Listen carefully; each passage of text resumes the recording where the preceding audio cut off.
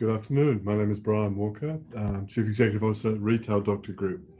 Thank you very much for joining us today for this webinar. Really fun to be here. And we're going to talk today about world's best practice retail, but also want to talk within that about the future of retail as we see it, and how retailers around the world are adapting, thinking about their models, integrating this online piece into the physical retail, and in turn building this, as everyone talks about, this omnichannel approach. But let's have a bit of a look at the future. So this slide really just talks about our global network partners, Ebeltoft Group, which bring us a lot of insights, and we share across the world on retail performance. So the way that we wanted to structure this particular session was to talk through effectively what are the 7 chapters, if you like, of the future that are influencing retailers today and for tomorrow. The first is this growing divide, what we would call the growing divide between buying and shopping. Buying being very much the technology-fueled fulfillment, Alibaba, Amazonian type models, we'll touch on that. And of course, this idea of shopping, the shopping of the human experience, the curated experience, interesting, exciting, aspirational, and so forth. And then, of course, the divide implies the retailers in the middle who are yet to really adapt, and we're seeing some results of that. There's no doubt that whilst we talk about retail and technology, I think it's really quite interesting to see the role of the growth of media. The world of Amazon, which I'll call as a case study, and its role in web services, but in particular streaming, its Prime network, the importance of that, the growth of Netflix, the way that consumers operate, the way that consumers view content, and the influence of content, particularly in gated community models, to their buying decisions. Data is everything is the next piece, the future of Amazon and Alibaba, but effectively the role of the key role of data. And we've gone very much in research from, if you like, random research, personal research, into predictive research. The augmented revolution that's about to begin is already beginning. From simply picking up a Google device to find out a location is an example of augmented reality, through to the future, which will be this very interactive, integrated blurring of reality within the physical reality and within the virtual reality. The rise of the machines, I'm not sure if anyone's being served by a robot yet, but that's coming, and there's many examples such as Lowe's in the US, the hardware chain actively using robotics in customer interface, robotics in terms of supply channel as well, of course. The fulfillment theatre, the human condition and convenience, the growth of convenience, that's a clear trend. And the reason we talk about the human condition is that we know through the insights work we do, that ultimately physical experience, great physical experience in particular, is here to stay and will propel into the future, because as humans we're naturally social by instinct, and as a consequence people generally like people, they want that experience. It's how it's dressed up effectively. Australia is 3rd in the world per capita in available floor space for retail, so we have something like one person for every 250 shops or thereabouts. So as a consequence, there is an interesting piece going on now around the development of, we've got less space starting to, over time, in terms of time, but more space in terms of retail. And then, of course, what's known as Pidgey-tail and the integration of all this, the physical and digital retail. So, whilst this slide talks about the industrial revolutions, it's interesting also to think just briefly about the history of man, as broad a topic as that is, and right from the start of sort of Ice Age man through to industrial man, technology man. These have been hundreds and hundreds, even thousands of years of development, and historians are far better versed to talk about that. But the the technological age, if you like, or the age of technology, certainly has been with us for only really less than, well, certainly 100 years, in the sense of that we now use the cloud. We're really in the fourth industrial revolution. However, what's interesting is that we are, in terms of the augmented revolution, that is the way that man, for those many years, always used tools to, always commanded tools, always dictated tools, from the original craftsman with a chisel of some description, chiseling out wood, that's instructing and directing the tool, right through to us giving examples or instructions to Alexia or Siri. They're all examples of tools responding. But the next stage will be the tools predicting, learning, and that's really that's what we're calling the augmented revolution. And that's really only 15 to 20 years in the making. So we're really at the base of Mount Everest at this moment, but growing rapidly. So the growing divide between buying and shopping is, as I've indicated, what we're seeing is that the shopping, and particularly if we take the quick look at the Amazonian model, it very much predicated on fulfillment, convenience, distribution, logistics of its product range in retail. First of all, 70% of its overall revenue base of about 250 billion at the moment yearly is in retail product. Of that, 50% is typically retailers' product. The rest is Amazonian product as such. The balance of the 30% is the web engine services business, or AWS, of Amazon. And that is the big driver. Well, it's certainly been one of the catalysts to keeping the whole model afloat. And what's central to Amazon's retail offer is its Prime streaming service. So of course, while we have these AI devices such as Alexa and so forth in our homes, data is being gathered. Data gives the ability for predictive work, predictive research, which I'll touch on, predictive analytics about human experience, human location, where we go, who we are, and all this incredible rich vein data. That underpins a lot of the value of the organization. Shopping is, by definition, the curated, as I touched on, high experience, aspirational, typically more high touch product in that sense, certainly for the time being and for the immediate future. High reliance on customer service, high reliance on expertise, scarcity of product in some examples, but very much relying on that human experience. And that also includes in-store entertainment. And what we're seeing in quite a few retailers now is more of a focus on what we're calling brandships or flagships, really great experiences. If we think about Starbucks, come to mind with their great coffee cathedrals in Milan and New York and so forth. If we think about the Nike shops leading the way in their category, really in terms of interactive human experiences that are as much theatre as they are product. So that divide, and when we look at the retailers who have struggled globally in the last few years across the world globally, that divide tends to be punctuated by retail channels that haven't been able to reinvest, create that great shopping experience, and so forth. And so what we see consequentially is this growing divide. And I will be writing further about that. So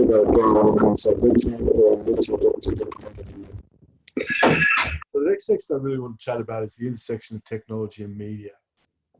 On average, adults spend 4 hours connected to their live TV versus 3 hours on a smartphone. And that 3 hours is growing actually, and 50 minutes consuming media on a tablet. 55% of the US population use streaming services. Now, if we look at the Amazon model, what's interesting here, of course, is that some would say that Amazon is a retailer. We would say that they're a data-gated community that sells retail product. And in fact, you might even add logistics into that. There are currently 150 million Amazon Prime subscribers worldwide. And Prime is the key to their growth, because with Prime comes the ability, and they know this, the Prime customer is 4.5 times or thereabouts more valuable to them than a non-Prime. And this is the idea that there's always, particularly for streaming, that Amazon are producers, writers, directors, buyers of content, and their main competitor is Netflix. And they seem to be growing at a faster rate than Netflix, from what we can tell. And so they provide a lot of the media content we start to watch. With that then comes the ability for us to communicate with Amazon via our AI, via obviously our online ordering, via watching the shows and getting into this community. In return, our data is being exchanged and this incredibly valuable, rich database builds. And as I touched on Amazon Web Services, they dominate the public cloud market with revenue growing at 35%. So the US 9 billion. So we know that 54% of all product searches originate from Amazon Web Services. So now you start to see this picture of this future of retail in that buying space, the gated community I've touched on, and the way data plays a point.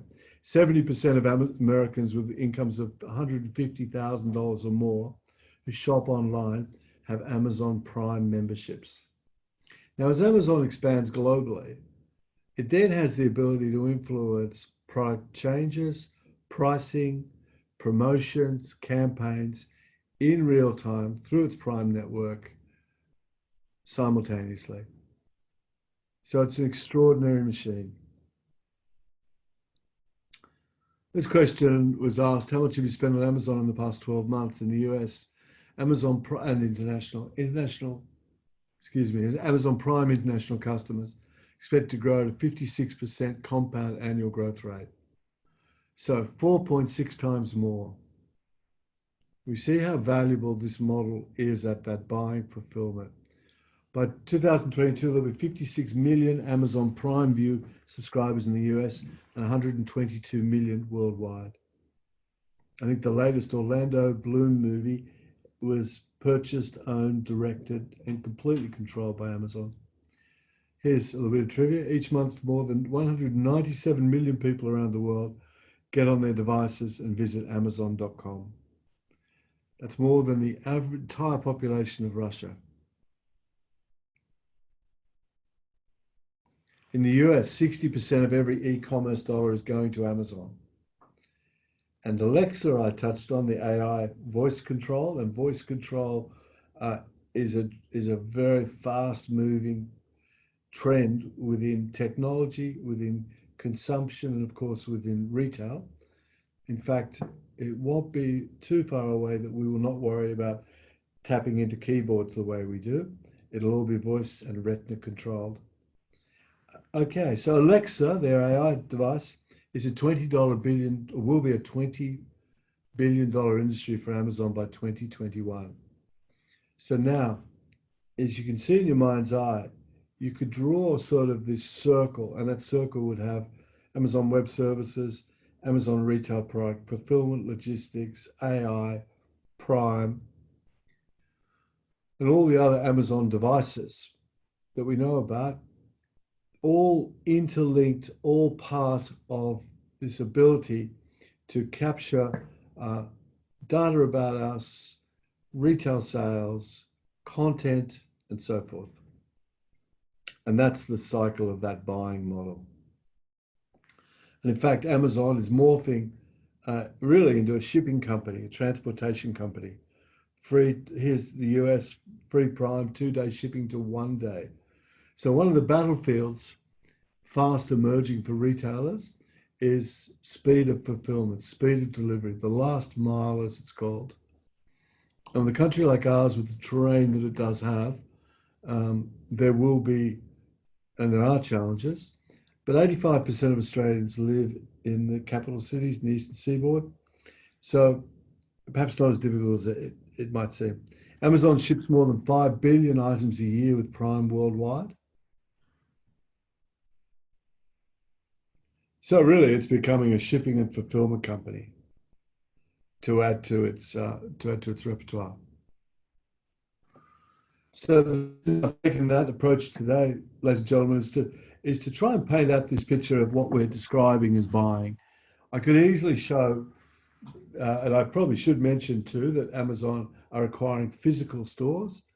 And so, and we know very much that that's all part of joining these dots, really building that bigger business base. And when we look at their fresh food business in the States, its growth is there, but nowhere near as much as it is in all these other areas. Alibaba is a very similar model and doing very much similar thing, including the ownership of physical retail. Data is everything, and I touched on that. It's really that when we look at the capitalization of the top 5 companies of the world, data is a big driver of that cap. And there are reasons such as this. That we know, and everyone, or they know certainly, about 45% of people's behavior is repeated almost daily and usually in the same context. The example I often give is how many in the audience have changed their favorite toothpaste or their favorite shampoo in the last 6 months. And it generally turns out to be less than 5%. So this is all known. And this is this point about that businesses such as the ones I've mentioned are able to build great algorithms, great predictive technology, driving their understanding and being in advance of the consumer decision. So there we are starting to use this concept of predictive research, predictive technologies driving. So we'll see growth in subscription as one comment, growth in preemptive deliveries, and as smart machineries and technology influences smart machines, and we're seeing examples of that where certain businesses are investing in Whirlpool with its washing machine can order its own powder, fridges that can reorder their milk, and one thing and another. While some of this seems a little Orwellian, it's fast coming to be a reality. So what does that mean for consumers? Well, what it means at one level is that they will have less time on that sort of convenience product in time to come. It will come to them. They'll have more time on the trust or at a bated time, and I'll talk about time shortly, for physical experiential retail. We know in the US that 30% of all grocery sales by 2025 will be delivered digitally. I talked about the physical space. Amazon hope to open 1,000 Amazon Go stores across the US. And these are again part of their network. 55% of all searches will be completed without a screen in Australia by 2022. So again, we still continue to build this picture. I touched earlier about augmented reality. Over time, the tools at consumers' disposal will be far more self-directed, far more predictive, far more intelligent, and really will produce far more predictive type and immersive type experiences than we have at present. So at the moment, we're in the very early stages. Worldwide revenues for virtual and augmented reality will grow from US 5.2 billion in 2016 to more than 162 billion in 2020. So quite a growth rate. In fact, 181.3%. So retailers starting to think about and looking at augmented reality, augmented technology in particular, into retail design. Now, at the moment, it's again in its infancy, but growing at an exponential rate. As there was 860 million in VR investment in China this year alone, and we can expect as much as 8 billion to US 10 billion by 2020. Now, it sounds a lot of money. Relative to their economies, it's still small, but it's building. And so we can see that this virtual reality, augmented reality, is part of the way that retailers will think about their flagships and their brandships going forward. The next phase we're seeing very much in this sort of chapters, if you like, is the rise of the machines. So artificial intelligence influencing retailers globally is particularly in AI and chatbots, visual search, automated tagging and categorization, These are three areas that retailers are already using artificial intelligence or machine learning in a manner in which either it's supply chain, production, and certainly starting to interface with the customer experience. So global annual spending on AI by retailers will reach 7.3 billion US by 2022. Again, it's not huge, but it's starting. It's starting to grow. And from 2022 to 2030 rather, expect to see exponential growth in these areas. Smart, and so I touched on this, but one of the key areas of differentiation for many retailers will be the growing adoption of smart logistics, and that's very much using machine learning to get product much faster, much more accurately, more economically. So that whole area will transform and revolutionize with this. And this chart is really showing retail and consumer products companies using intelligent automation or AI across the value chain, from in terms of personalization, in terms of curation, in terms of communication, and certainly in terms of imaging, tagging, shopper experience. And of course, I touched on the supply channel through to that point. So what's artificial intelligence up to? Well, decision making, content moderator, personalizer, vision. So it's using much more custom vision, form recognition and so forth. Language, translators is a classic, Q&As and so forth. Speech, conversation, custom speech, speech transcription, text to speech, and search. Video searches, custom searches, web searches, but much more faster, auto-suggest searches. And so there is the predictive nature of AI. I touched on time, but what's interesting about time is that we're now seeing time really having two key areas. And the basic premise is that thinking about time as being well saved or well spent. So if we think about that buying cycle that I've touched on, it's really in that sort of mundane product where consumers will increasingly have time well saved by the predictive nature of products, the delivery cycles, the in time to come, the tools, if you like, being able to order their needs, if you like, for that consumer. Through to sort of that's in the homogeneous products, the mundane, the artisan will be slightly more unique, of course, much more than human, and then there's time well spent. And that will tend to be over time, high engagement, the elite, the unique, the curated space, the entertainment theatre. And one of the areas we're seeing shopping centres contemplating with and really thinking through is how do they build environments of the future that are more predicated on time well spent than time well saved? Because time well spent will be the social interaction. It'll be very much the dwelling, the lounges, the services, the mixed use, the great theatrical retail that I've touched on. And time well saved will be the commoditized version of that retailer's offer via online. Increasingly, the intersection between commodity functional buying will again be very much driven over time, independently and to a consumer's home. And so one of the things that this all leads to in this very brief discussion is what is the future and how are retailers defining physical retail?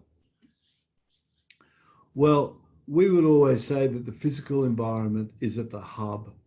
And whilst online growth is generally speaking double digit, it is still averaging about 10% of overall retail sales. And we see in the next 5 years or so that growing to about an average of 15% and probably maturing as an average.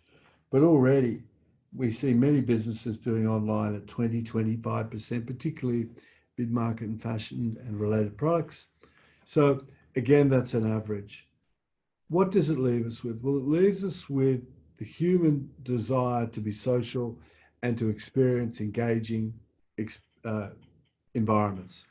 So retail is thinking about what is their core offer, what is their uniqueness, what is their capital spend to attract, how will they build their models, what will the distribution be looking like, less physical stores, more hub and spoke stores, supported with a good online offer, slight obvious delineation, generally speaking, in what's carried online to what it is to touch and feel. Retailers thinking about space differently, not just all about selling product, more showrooming, more training, more creating experiences for customers to learn about their products.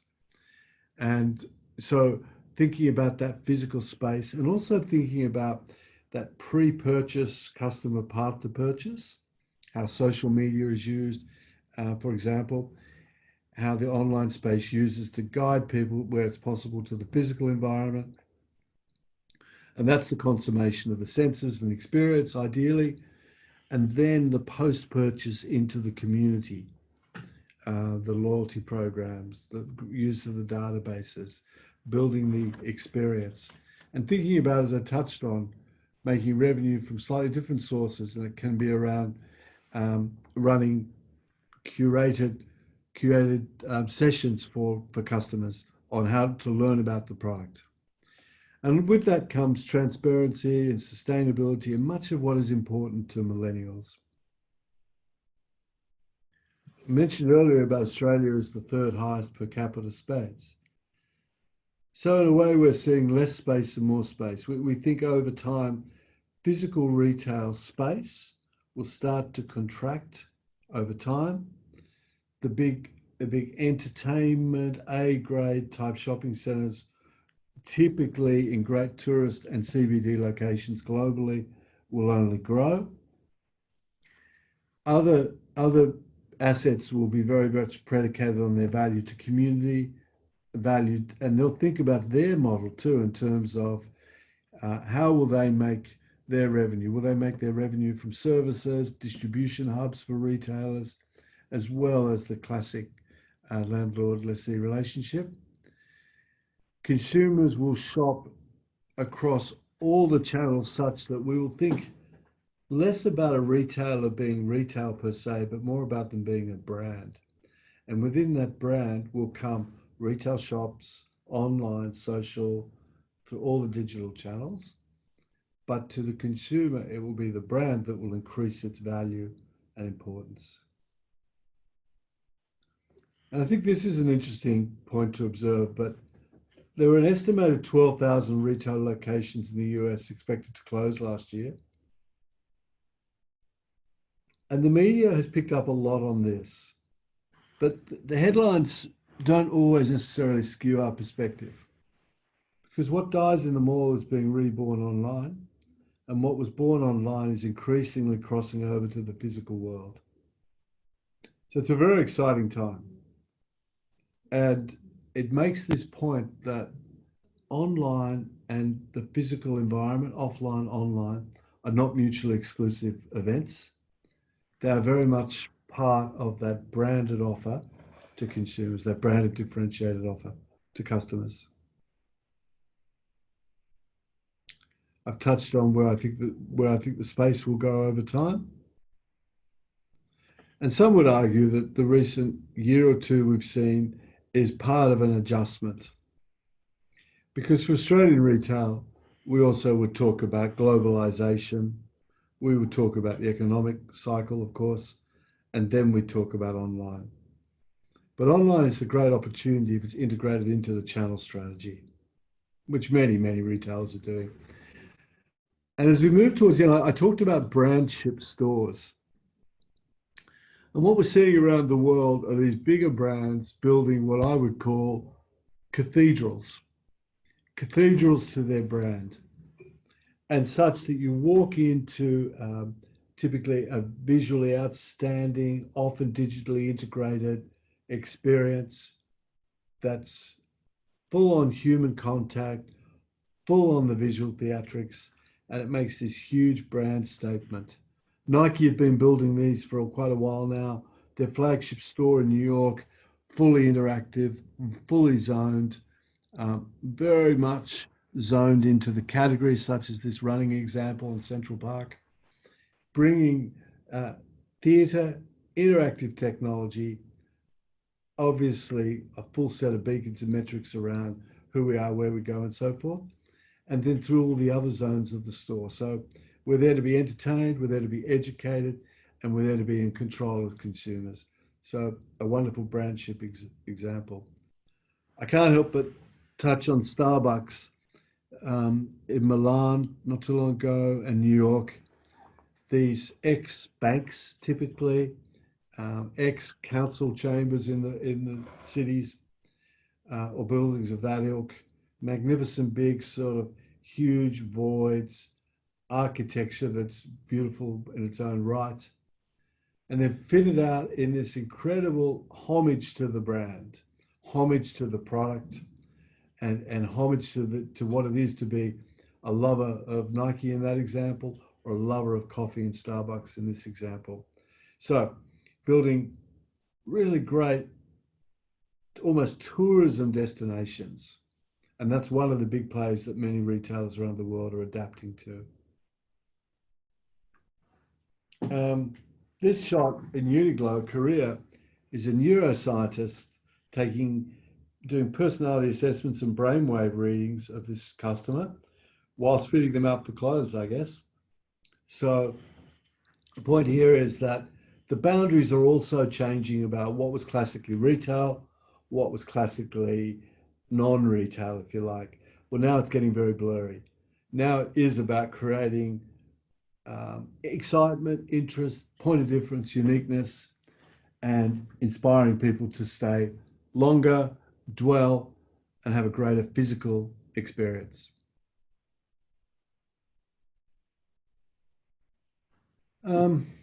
And of course, as our device usage increases, as we integrate the technologies, greater cases of digital reality in the consumer products industry, and so it goes.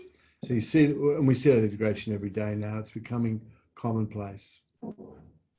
And yet, interestingly, many retailers, particularly at the smaller level, are really trying to come to grips with what it is to be online, what it is to invest in that, how to have mobility of data across platforms. And these are all challenges for particularly the smaller retailers. So, ladies and gentlemen, a bit of a whistle stop through where we've really tried to paint out, in effect, what is the future of, what are some of the examples of the future of retail? What are some of the things to contemplate around that? Where are some of the divides occurring? How are consumers responding?